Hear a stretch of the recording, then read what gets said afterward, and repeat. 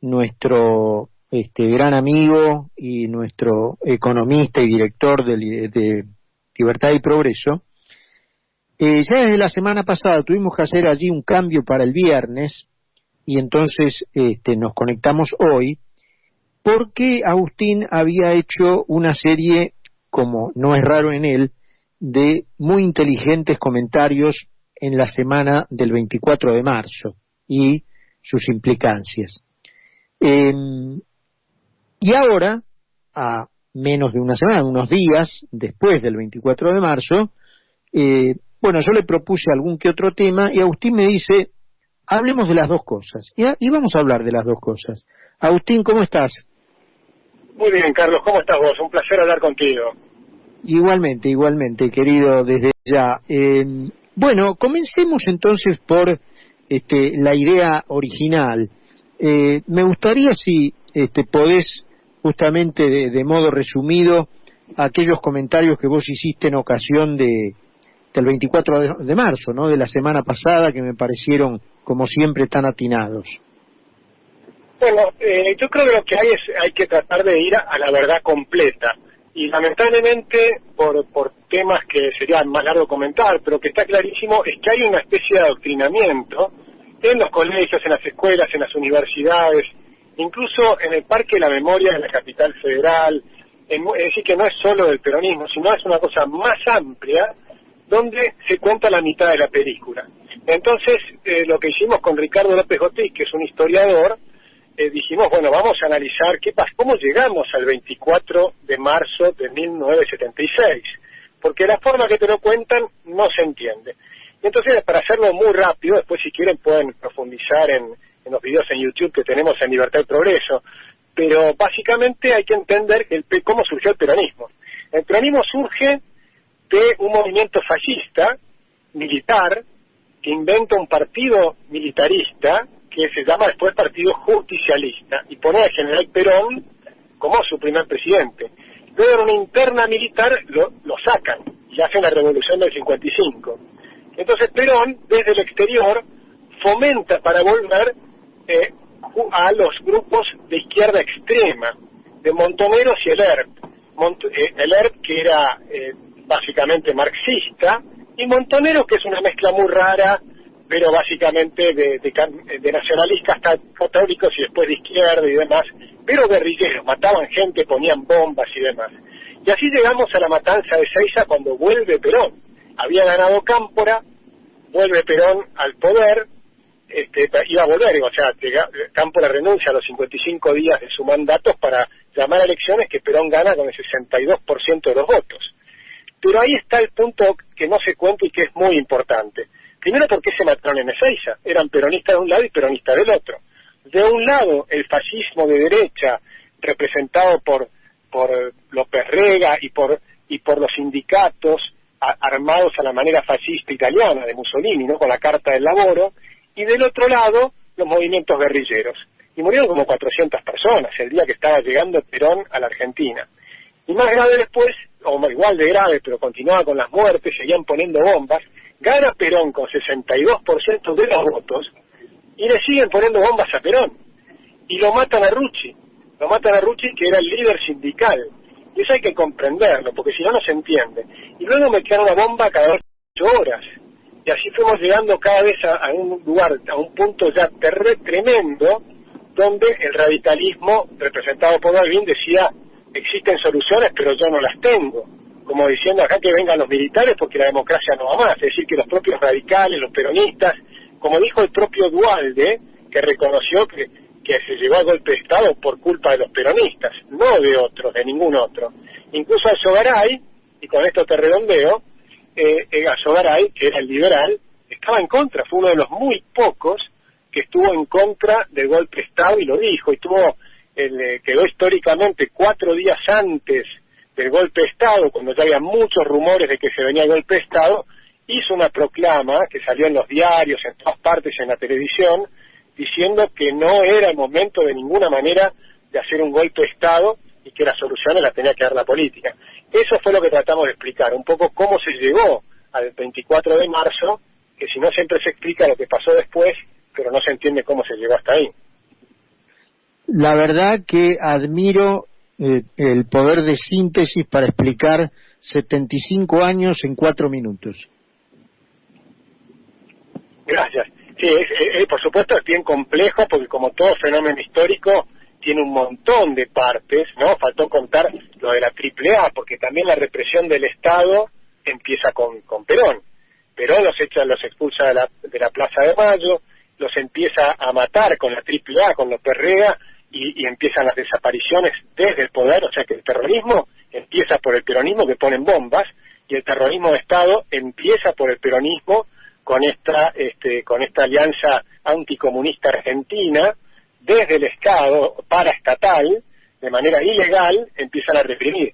Y también desde Perón, desde el gobierno peronista, ponen el decreto de aniquilar a la subversión, dándole el poder a las Fuerzas Armadas de intervenir en contra de la subversión. Entonces es un fenómeno complejo, donde claramente el principal responsable de todos los males fue el peronismo, el principal, pero no el único.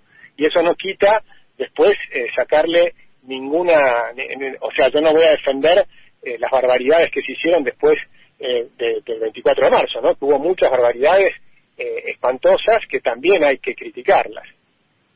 Pero eso, Agustín, sí. Como todo tiene que ver con todo, como decía nuestro filósofo contemporáneo Pancho Ibáñez, de la mano de esa concepción fratricida, digamos, que viene una cuestión atávica de la Argentina, ¿no es cierto?, matarnos unos a otros. La Argentina estuvo 42 años después del 25 de mayo en guerra civil hasta la batalla de Caseros, en que la Constitución logra, la unidad que le da 70 años de progreso. Llegamos a hoy y parecería que no conforme con condenar a su propio pueblo al atraso y a la miseria y al aislamiento, esta concepción quiere arrastrar también a los demás países de la región, y me gustaría, si pudiste escucharlo, ha estado en las noticias de todo el fin de semana, la reacción del presidente Lacalle. Bueno, sí, el presidente Lacalle yo creo que es un señor, y lo que dijo es real. El Mercosur, cuando se empezó esa idea, era una idea para integrar a América Latina, empezando por estos 4 países que lo conformaban, con Paraguay, Uruguay, Brasil y Argentina, con la idea de ser más competitivos y luego abrirse y competir con todo el mundo. O sea, era como una primera etapa, te haces más competitivo, decían ellos, internamente en lo que es América Latina, para luego poder competir con los demás. Yo creo que era un error de entrada, pero lo que es cierto es que ese error de entrada se profundiza cuando el Mercosur no funciona. Es decir, el Mercosur no funcionó nunca. Y ese es el problema más grande que tenemos. Y entonces, si vos te fijas dentro de lo poquito que algo se hizo, fue con el sector automotriz. Sin embargo, el sector automotriz sigue siendo no competitivo. Y resulta que en Argentina el sector de comprar un auto te cuesta, casi el doble que en Chile, por ejemplo. Es decir, que estamos pagando desde hace 70 años el doble de lo que valen los autos. Eso es dinero que le estamos subsidiando a la industria automotriz, y alguien hizo el cálculo alguna vez que ya pagamos la industria automotriz como 7 veces. Y sin embargo sigue sin ser competitiva, ¿verdad? Sigue sin ser competitiva. Y eso es lo más dramático, me parece a mí. Y entonces ahora lo que dice Lacalle Pou es, señores, mantengamos el Mercosur, pero flexibilicémoslos para que cada uno de los miembros pueda hacer tratados de libre comercio con terceros países. ¿Y por qué viene esto? Porque Argentina ya había hecho un acuerdo con, no Argentina, sino en realidad el Mercosur, con la Unión Europea. Uh-huh. Pero ahora están dudando si Argentina lo va a cumplir o no. Y por supuesto tendremos que cumplirlo, eso es muy bueno. Fíjate lo que pasó. Con estas ideas proteccionistas empezamos a proteger la industria durante el gobierno de Perón, del 45. Sin embargo, Argentina en esa época era competitiva. Argentina exportaba al mundo. Nosotros exportábamos, el 20% de nuestra producción industrial se exportaba a Estados Unidos y Europa. Y éramos competitivos con los primeros países del mundo. Luego, empezaron con esta peregrina idea de que no podías competir con los países centrales, dejamos de competir con los países capitalistas. Pero después tampoco pudimos competir con los países pobres, y dejamos de competir con China, con Indonesia, con la India, no podemos competir con ninguno de esos países. Y nos quedó nada más que América Latina. Pero la mitad de América Latina se abrió al mundo, y toda la Alianza del Pacífico se empezó a comerciar con todo el mundo, y México hizo el tratado con Canadá y Estados Unidos. Por lo tanto, tiene una industria totalmente integrada al mundo y competitiva. Y el Mercosur se quedó solito, y ahora Argentina pretende quedarse más solo todavía, y les dice, váyanse, o sea, sálganse ustedes del Mercosur. Imagínate, Brasil tiene la misma postura que el Uruguay. Brasil quiere abrir al comercio internacional y quiere seguir abriendo el Mercosur. Y Paraguay también. Entonces, más allá de hacerse el compadrito de nuestro presidente, que la verdad me dio mucha vergüenza, lo cierto es que nosotros quedamos solos, porque los otros tres países quieren competir, y Argentina pretende no competir nunca. Entonces yo lo comparo con un equipo de fútbol.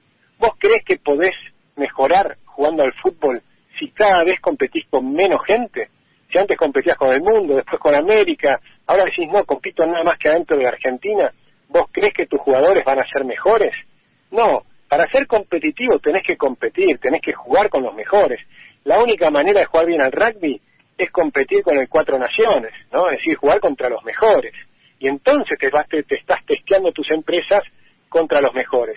Mientras sigamos cerrándonos cada vez más chiquitito, cada vez más impuestos, cada vez más regulaciones, cada vez le complicamos más la vida a los empresarios que quieren venir acá y se terminan yendo, y encima nos vamos encerrando en nosotros mismos, bueno, el resultado es lo que estamos viendo. Una Argentina que es cada vez más pobre, que el sector privado es más chiquitito, que cada vez hay más gente que vive del Estado, que ya no dan los números, que ya quebramos 9 veces, dejamos de pagar la deuda externa, ¿no? Y además tenemos una inflación galopante. Por lo tanto, tenemos que hacer Agustín, un cambio muy grande de ideas. ¿Cómo se hace para explicarle de manera sencilla, que vos sos un astro en eso, a la gente? Porque la gente recibió el mensaje de que todo eso se hacía, todo ese aislamiento, toda esa protección, todo ese proteccionismo, todos esos obstáculos, se hacían para beneficiar a los argentinos.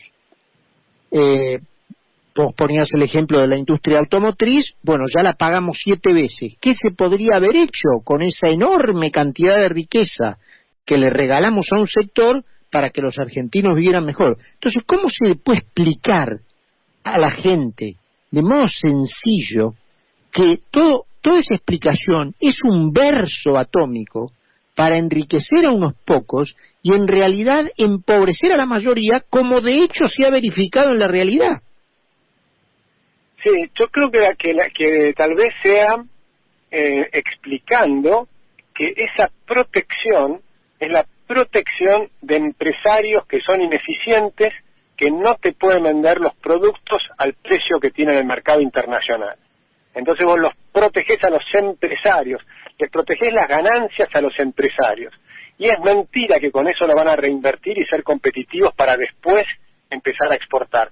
Si eso lo podías pensar hace 70 años, hoy ya no lo podés pensar, hoy es indefendible. Había 2 argumentos. Un argumento era el de Previs, que era el deterioro de los términos de intercambio, que decía, si nosotros exportamos materias primas y ellos nos exportan manufacturas, ellos se benefician. Y es mentira.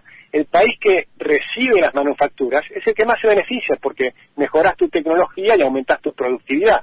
El que recibe commodities no mejora nada su productividad por recibir commodities. Entonces no es cierto ese argumento de Previs. El segundo argumento era el de la industria infante, que las industrias necesitan estar protegidas al principio hasta que sean competitivas. Pero ese segundo argumento, obviamente, 70 años después, que ya los empresarios se murieron, están los nietos de los empresarios de aquella época, y los nietos ya tienen barbas blancas, entonces evidentemente eso no sirve de ninguna manera. Y en cambio, podemos mostrar el caso de China. China se abrió, empezó a importar capital, empezó a exportar, y China hoy es hipercompetitiva. ¿Y quién compite contra China? O podemos mostrar el caso de Alemania, que se abrió, compite con salarios altísimos y también es competitiva. Es decir, tenés países con salarios bajos que son competitivos y tenés países con salarios altos que tienen que tener una gran productividad para poder competir, que es el caso que mejor te conviene, que es Alemania, que es Europa, que es Australia, que es Canadá. Entonces tenemos tantos países para ver que lo que no tiene ningún sentido es seguir encerrándose. Nadie me puede mostrar un país que tenga salarios de promedio $40.000 al año que sea un país cerrado. Agustín, bueno, como siempre, tu paso por el programa no hace más que darnos ganas de tenerte otra vez pronto, así que te vamos a ir consultando porque temas no faltan, así que abrazo grandote y gracias por estos minutos.